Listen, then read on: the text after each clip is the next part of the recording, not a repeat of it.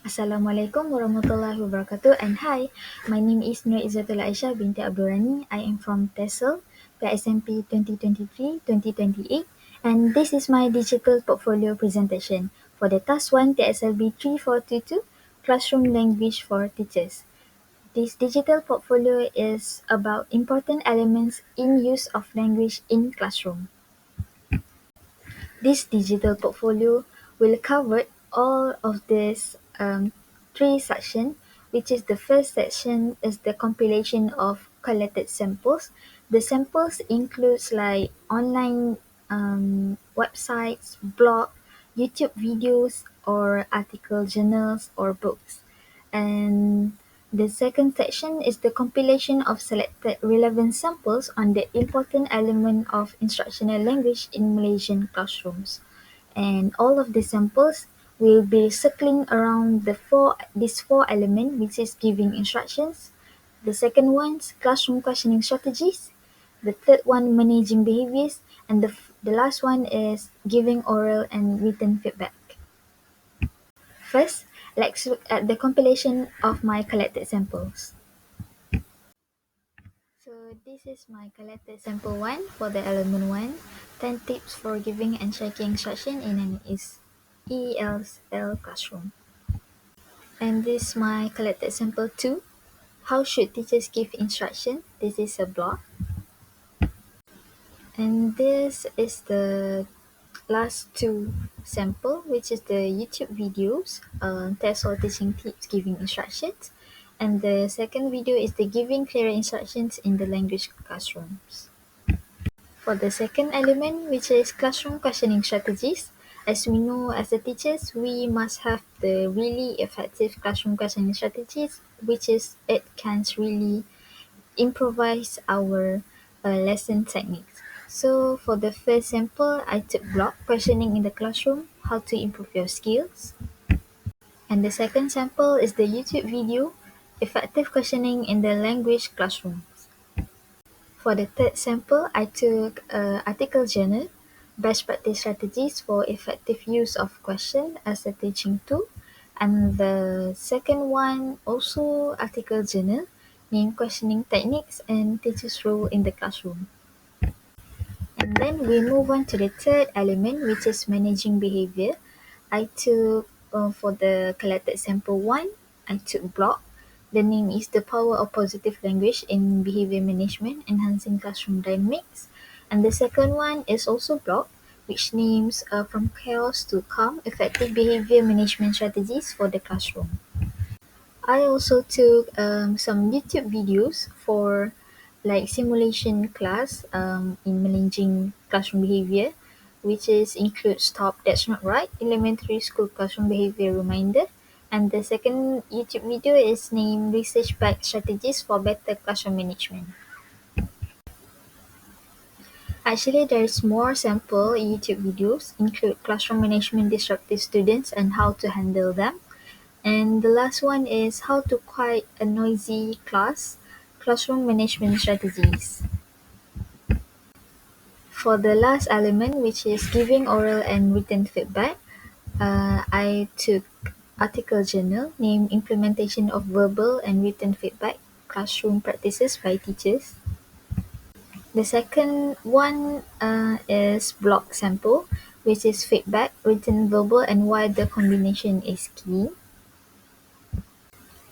And the last sample for this element, I include the also blog, article blog, named Verbal versus Written Feedback, how to use them with your learners. And the last one is also blog that titled 12 Ways to Provide Effective Feedback in the Teaching Learning Process. Among all of these collected samples, I critically analyze and finally I choose. So here is the compilation of selected relevant samples on the important elements of instructional language in Malaysian classroom. So for the first element, which is giving instructions, first of all, it's really important for teachers in giving a good instructions or use the correct instructional language for their lessons or teaching and learning processes. So for the first element, I took the collected sample 4, which is the YouTube video giving clear instructions in the language classroom. So basically, based on this video, I analyzed that there are important elements of instructional language that are really important for clarity and successful task completion in Malaysian language classroom. So while this video does not specifically mention the Malaysian classroom context, its advice is extremely relevant, as clear English instructional language is critical for students in Malaysian school who may be operating in English as their second or third language. There is three key points that I took out from this video, which is it emphasized to give the good instructions language for student is direct imperative. Use short, action-oriented commands and eliminate fluffy language.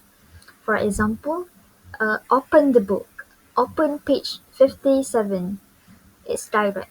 So for the second element is the step-by-step instructions, which is the teachers can actually break down the activities into the individual steps for and wait for confirmation.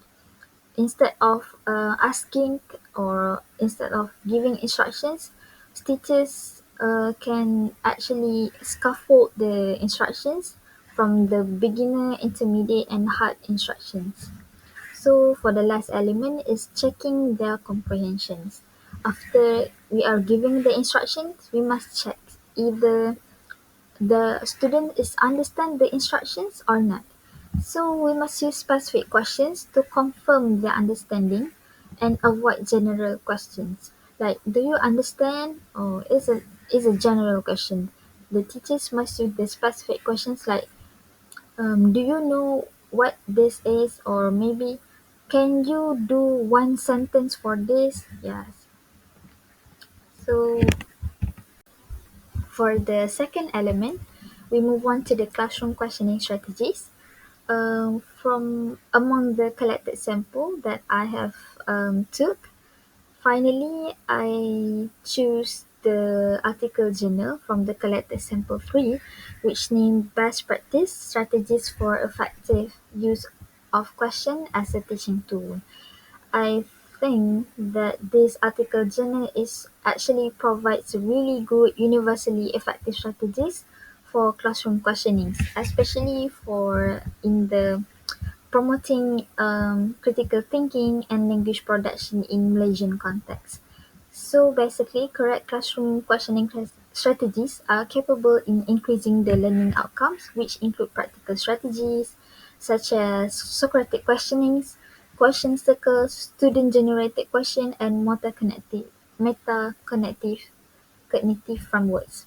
So as can you can see in the mind map in the right side of the slide, there is some important key points in giving classroom questioning strategies, which include shift to higher order questions, which you can emphasize on the element in analysis, evaluation, and creation. And the second element is increase wait time. Instead of asking and hoping for the answers quickly, we must give them some time or pause some time for them to think of their answers for our questions given. So this help for the longer response from the student, increase their participation, they have more chance to answer the questions and reduce I don't know answers. And the last element is the establish psychological safety. So in giving classroom questioning strategies, we actually have to provide the safe bubble for the students. So for that, they are really interviewed to answer our questions. So this is really important for their positive reinforcement, for their motivation and avoiding interruptions, and valuing whatever their answers is. So when we do the correct questioning strategies, we value their perspective. They actually feel safe to give their answers to us. We move on to the element 3, which is managing behaviors. For this element, I took collected sample 3, which is a YouTube video. Stop, that's not right. Elementary school classroom behavior reminder. So this YouTube video is actually a simulation, a real life simulation classroom where teachers and students are interacting with each other. And the video demonstrates foundational and universal behavior management strategies that are really important in maintaining an orderly and positive learning environment in the Malaysian classroom context. So I highlighted key points that I got um, in this video, which is the important element in managing behavior include clear rules for participation, like raising hands or keep quiet.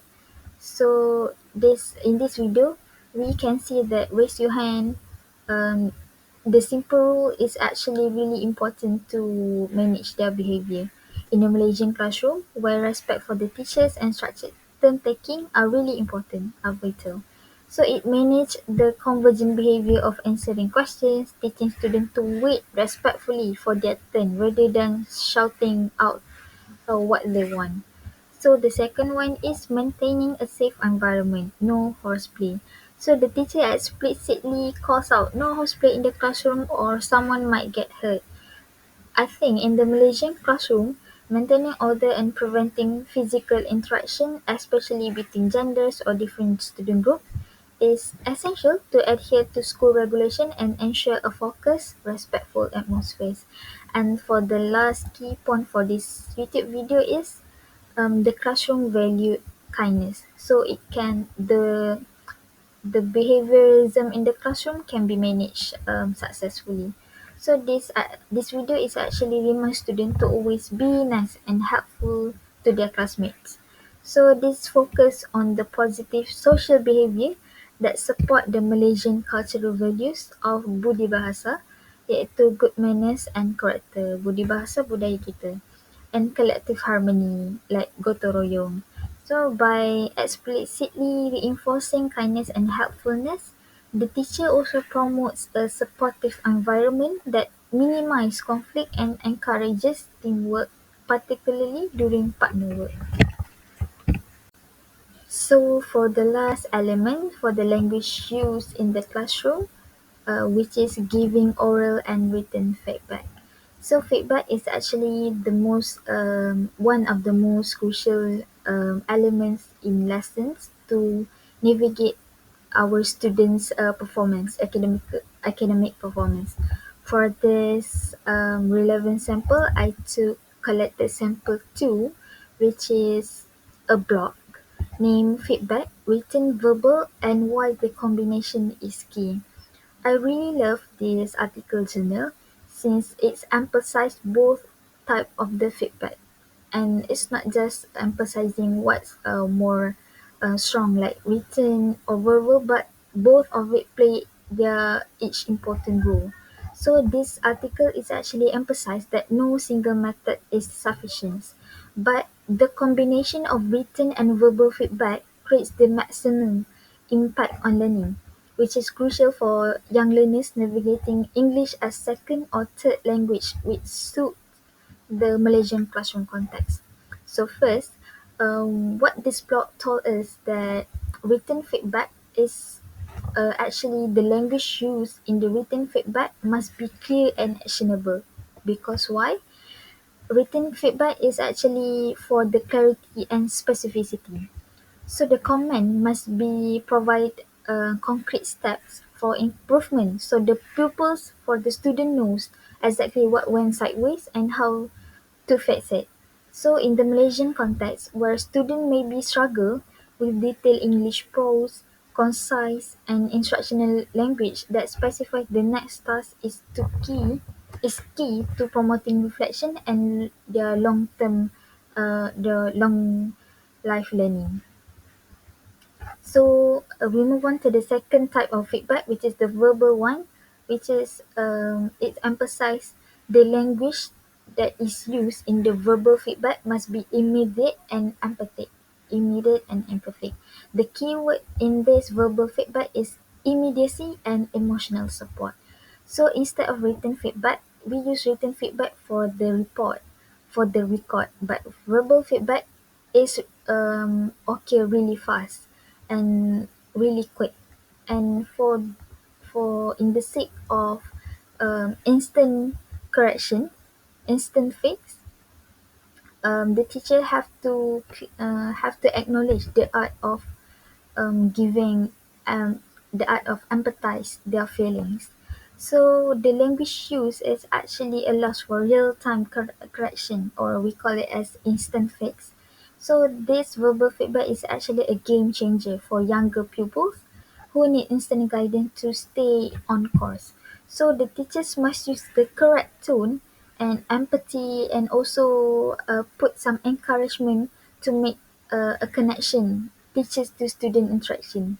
So the most important thing is a kind word from the teachers and supportive tone the teacher must give them when providing verbal feedback. Because why? Because a positive or kind word from the verbal feedback can skyrocket their motivation and lifts their spirits, which is really important to build their confidence in language learners. In summary, this portfolio is structured around the four critical elements, which are giving instructions, classroom questioning, managing behaviors, and providing feedback. All of this element is vital because these elements form the operational foundation of effective learning. Include clear instruction, drive efficiency, effective questioning stimulates critical thinking, consistent management ensures a safe and orderly environment, and high quality feedback acts as the engine for continuous academic improvement. It is hoped that future teachers will see these practices not just as required steps, but as planned ways of communicating based on teaching principles. They should aim to master these specific languages so they can create the nice learning ambience for the student, like fair, interesting, and successful learning space for all students regarding of their background or their conditions. I think that's all from me. Thank you.